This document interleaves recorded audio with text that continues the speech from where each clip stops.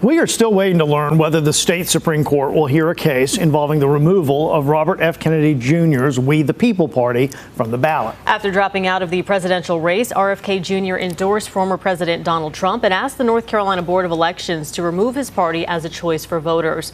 Last week, a judge agreed that the cost and effort to remove We the People outweighed Kennedy's arguments to do so, but the State Court of Appeals overruled that decision Friday. And that means all of the state's 100 counties have not mailed out ballots that were supposed to go out last Friday. This afternoon, I spoke to Wake County Board of Elections Director Olivia McCall about what comes next. So just because 5 o'clock hit on Friday for thousands of people across North Carolina, they could go home for the weekend, that wasn't the case for you guys, right? So what happened Friday after the appellate court overruled the lower court? So for us, we moved forward. Saturday, we started coding again. We went through all of the ballot proofing process, which then in partnership with the State Board of Elections, they worked as well this weekend to ensure that the counties got new coding with just in anticipation of what was coming, hopefully a decision this week.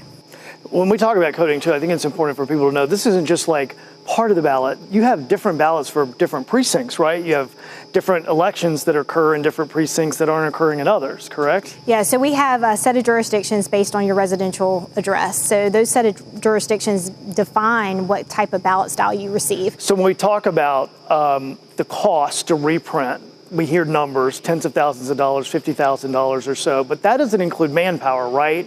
That just includes the printing part. Correct. So each county is responsible for their budget. And so the budget impacts that are coming from this would be a budget impact that is that would hit each county individually, not necessarily the state. Of course, I'm sure they have their own impacts, but from a county level, you know, when you have compressed timelines, a lot of times you have to scale up. You have to add additional people to the process to make sure that you're meeting your deadlines. Overtime, weekends, long days. Yes. And you're following all guidance from the State Board of Elections, right? So what happens if you get word that you can go forward? How quickly does that happen? I think for us, this weekend we coded. We then went through the ballot proofing process, and then in coordination with the State Board of Elections, they also have to sign off on the proofing process.